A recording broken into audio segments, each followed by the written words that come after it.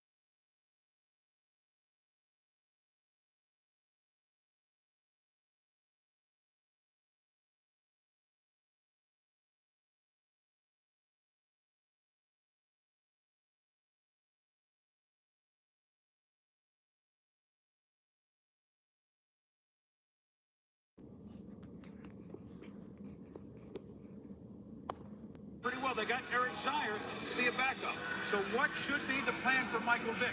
Watch for a year and two, play in goal line situations. What would you do with him, Joe? I certainly think that Michael Vick right now is going to be a football player that has to think that I am going to play in this particular year at some point in time. I don't care whether Chris Chandler's healthy or not. I still think they'll try and work him in. They'll give him specific packages. They'll give him 5 or 6 plays to run in different situations. I would think if you want to stress an area for him, put him down around the goal line. That would be the place off. How many times are they going to be near the goal line? You guess what? You'll never guess who this pick is. Let's go to the podium. Who this pick is. Let's go to the With podium. the first selection in the 2001 NFL Draft, the Atlanta Falcons select Michael Vick, quarterback, Virginia Tech. That's the fastest their offense has moved since they gave the ball to Jamal Anderson in the Super Bowl 5 years ago. Joe's making a point about Chris Chandler and things he does well. Chris Chandler throws a great deep ball. Dan Reeves likes throwing the ball downfield. And Michael Vick throws a tremendous deep ball. So there's a good match there. Let's back off for a minute and analyze what a moment this is for this young man who has played 2 years of big-time college football at Virginia Tech, whose difference from September and October a year ago to the end of this past season, I mean, you talk about a learning curve that was a skyrocket. And here he is. He's the #1 pick in the NFL. Just try to put yourself, who knows how many millions. I know the excitement in Atlanta, because I do live in Atlanta. I'm telling you, this guy connects with a young generation of football fans. Well, your son.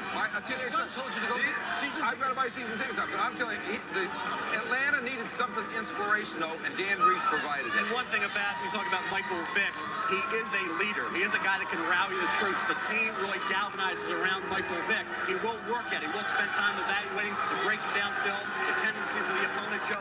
He will add the work ethic and the diligence and attention to detail that you need to develop those skills. That's a major plus in his favor. And when you sit down with the young man, you get the sense that he understands that there is a learning curve. He knows he doesn't know everything. He knows that there's a process that has to take place. I just think the things that he possesses, the gifts that he has physically, are not things that you just go out and learn. Since the common draft, since 1970, this is the 11th quarterback to go overall.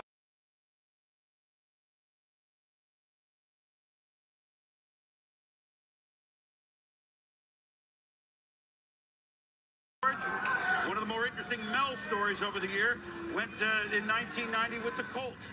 Troy Aikman, that pick turned out, I think, okay for Dallas in '89. Vinny Testaverde with the Bucs in 1987. John Elway picked by the Colts, but of course the trade with Denver. Steve Bartkowski, yes, Atlanta did this 26 years ago. Jim Plunkett, 71 with the Patriots, won Super Bowls, but obviously with the Raiders, not with New England. And a guy named Terry Bradshaw won 4 Super Bowls, being drafted #1 in 1970. So that's pretty good company to be put in right there. And speaking with Butch Davis, who coached at Miami against Michael Vick and Donovan McNabb, he used this comparison.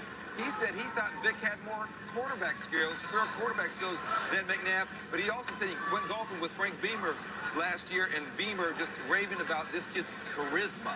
And as his teammates, Chris, truly love this guy. You mentioned his ability to throw the football. The thing that I looked at when I studied his workouts, and when you watch him go through this specific workout that he had, you'll see traits that quarterbacks have to learn. Here's the quickness going back. Now keep in mind, he is a lefty, and he's throwing the ball out to the right.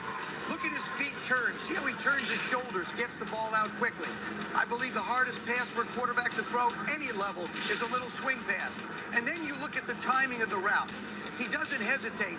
The delivery is just a flick of the wrist. The ball comes out so easy, so comfortably, resets, anticipates. You see him loaded. The receiver hasn't turned around yet.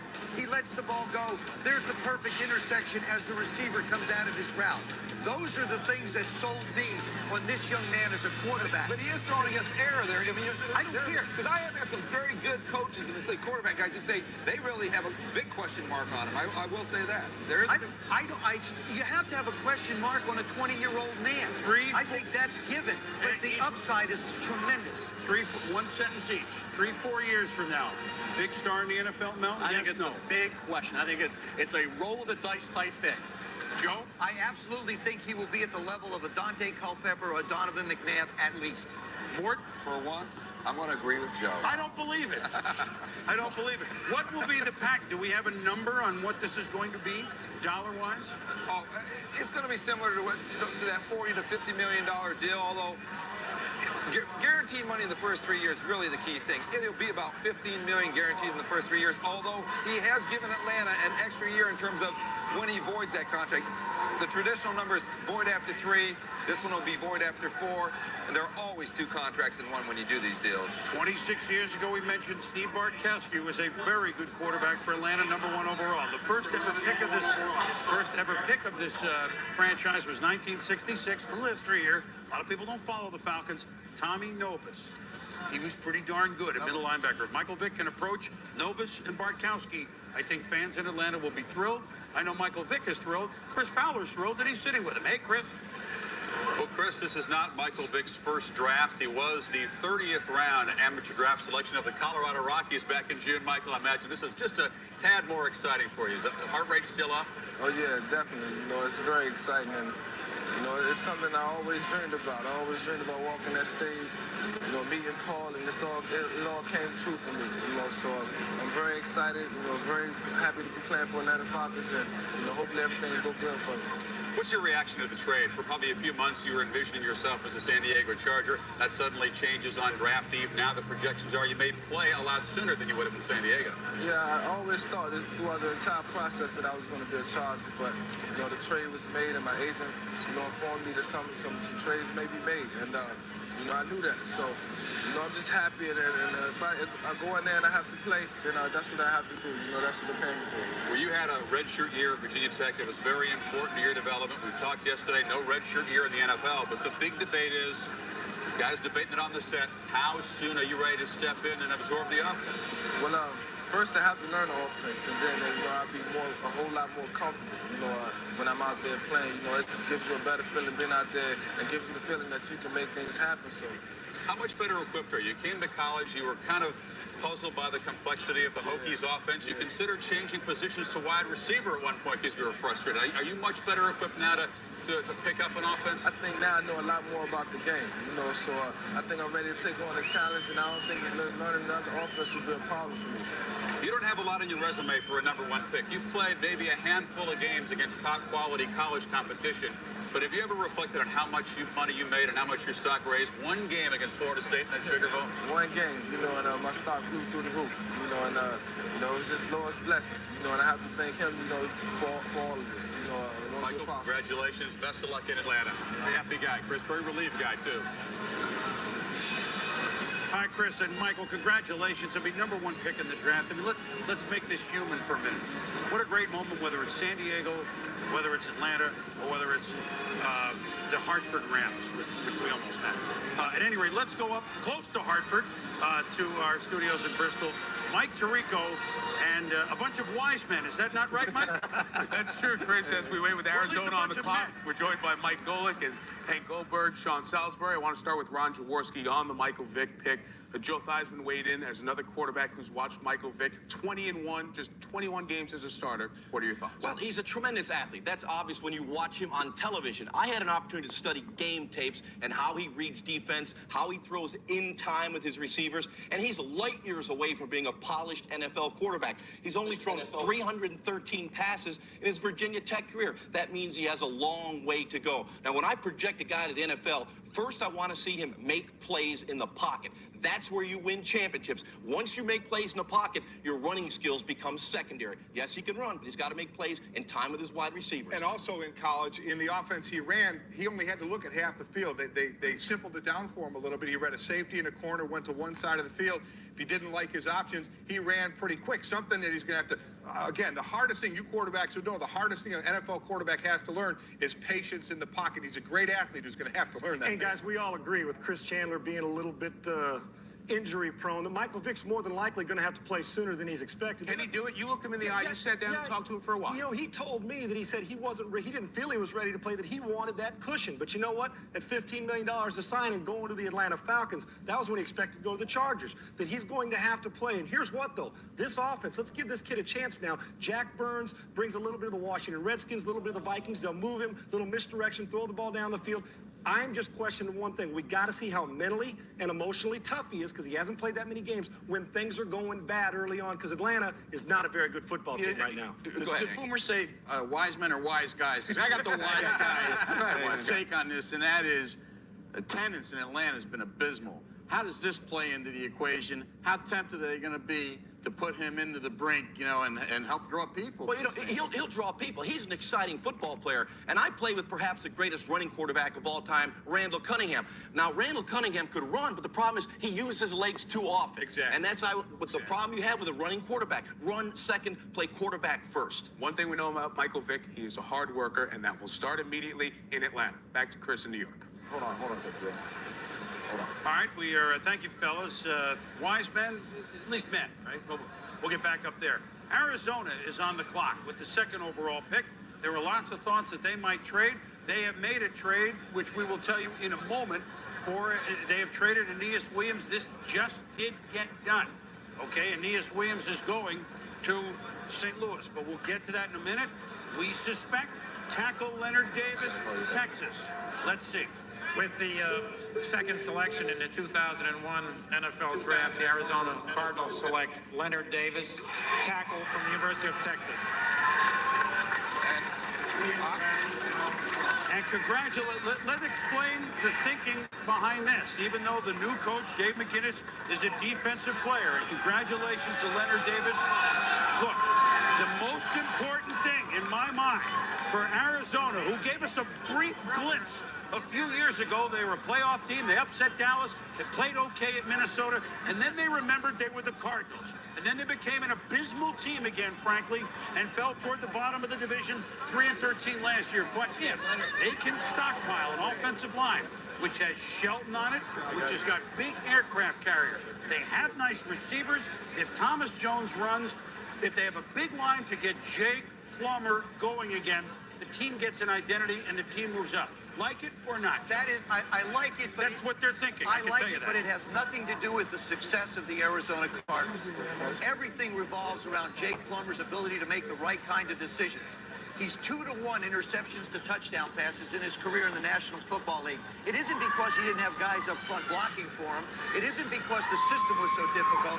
He struggled with the decision process. Certainly, this move allows them. Think about it. They can move L.J. Shelton down to guard. That's all fine, Joe. You talk about a big offensive line, but I think the whole thing still revolves around. No, you don't even think he's the best old lineman. No, I think Kenyatta Walker is the best offensive lineman. And you said it all revolves around Jake Plummer. Don't you think this is to try to jumpstart the career of Thomas Jones as well? They're going to have to outscore people, Joe. That defensive line is really suspect. Aeneas Williams moves on. How are they going to stop anybody? But Gerard Barnes, he's sitting there, too. Let's take a look at him. 6'6", 370. Does he play like 370 or does he play like 320? And you know the kind of question I'm find asking. Jonathan Ogden. I mean, that's basically everybody. He's not Jonathan Ogden. I'm not saying he is. I'm talking about size. And take a look at his size here.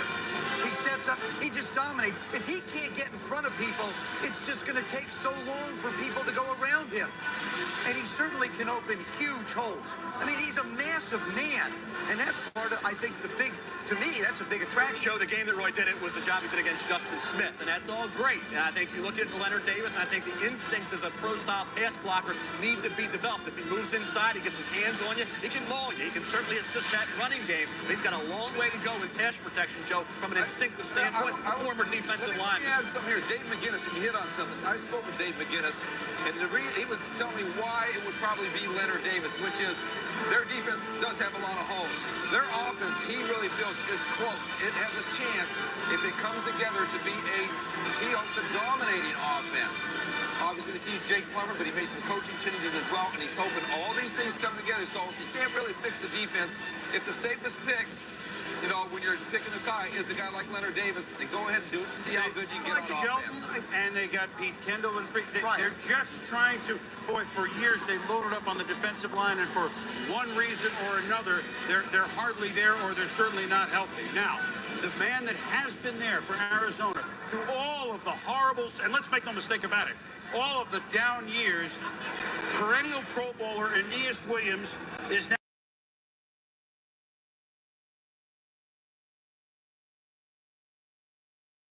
reported at perhaps $14.7 million contingent on the physical.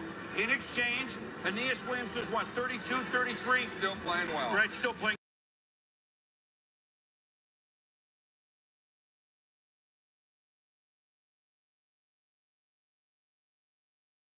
Hey, they did the right thing by Aeneas Williams.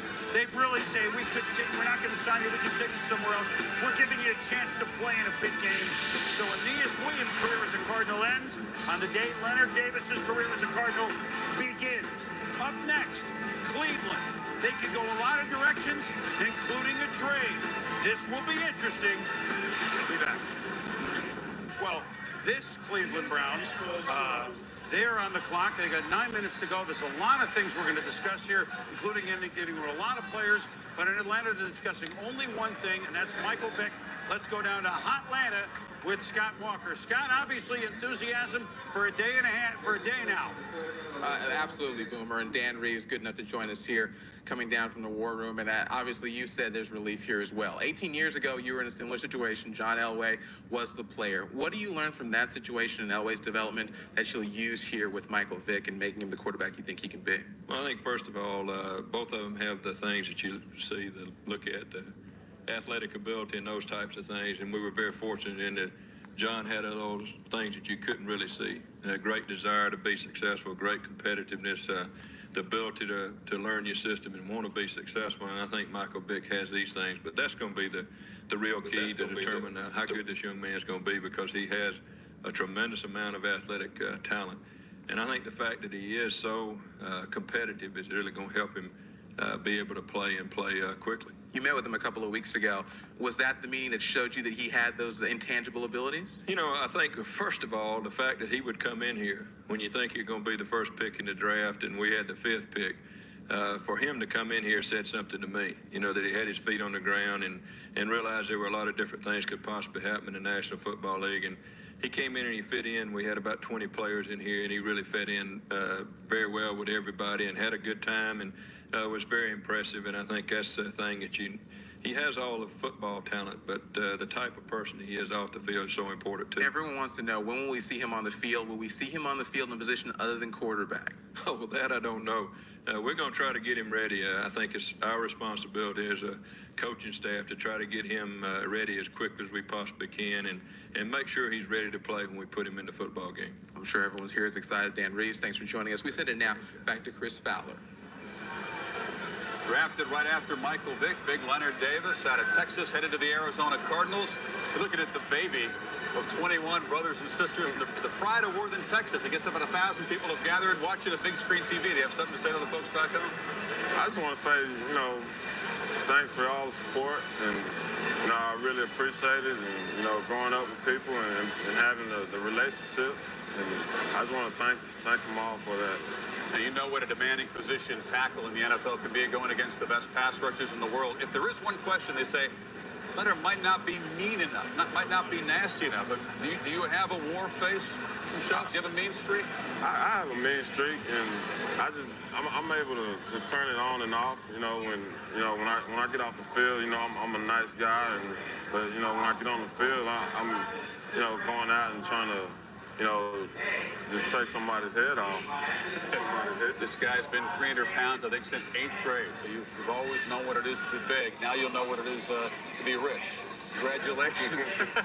Leonard Davis, to Arizona Cardinals. Chris? If he's been big for a long time, Chris, then he understands what it means to be big, and the Cardinals hope he plays big. The Cleveland Browns, who last year, after all the pomp and circumstance of getting back to the NFL, one of the most storied franchises in the National Football League, last year Tim Couch got hurt. The bottom fell out. They couldn't move the ball at all on offense. Defensively, they started to improve, but when you can't move the ball at all on offense, eventually the defense, it just totally ran out of gas. The Cleveland Browns at 3-13 have a healthy Tim Couch, and they have a new coach. They have Butch Davis, who is the coach, a defensive mentor, a great college coach at Miami of Florida, and a coach who we are now looking at, and we have an idea what it is, but I'm going to throw out a bunch of names. Now looking at defensive linemen, even though they drafted Courtney Brown last year. They're now looking at perhaps a wide receiver, because they don't have a lead receiver. They got a couple of nice receivers. Running back, I mean, they could use everything. they could use everything. Is there a play? Just your grades. Is there one that stands out for you? I think Gerard Warren's the guy. I think we can slide down possibly to New England guys, but I look at Gerard Warren. You put him next to Courtney Brown. Everybody says, well, you have Tim Catch, you need the running back, you need the wide receiver. What about Courtney Brown? He's your focal point of your defense. You put a Gerard Warren, Richard Seymour's names come up. I have him down the line just a bit. I think you need a Gerard Warren to really stabilize things and really just jam that middle and complement Courtney Brown. You know what? It's interesting. Two other names were out there by the Browns all week long, other than Warren. Let's see what they do. With the third choice in the 2001 NFL Draft, the Cleveland Browns select Gerard Warren, defensive tackle from Florida. Well, the reason I threw out what I did, and we had a little premonition it might be Warren, You're smart.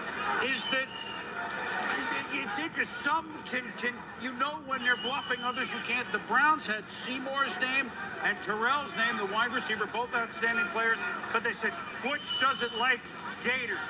Yeah, right. Guess what? He's a pro coach now. We can get over it more. He played against Florida Rice.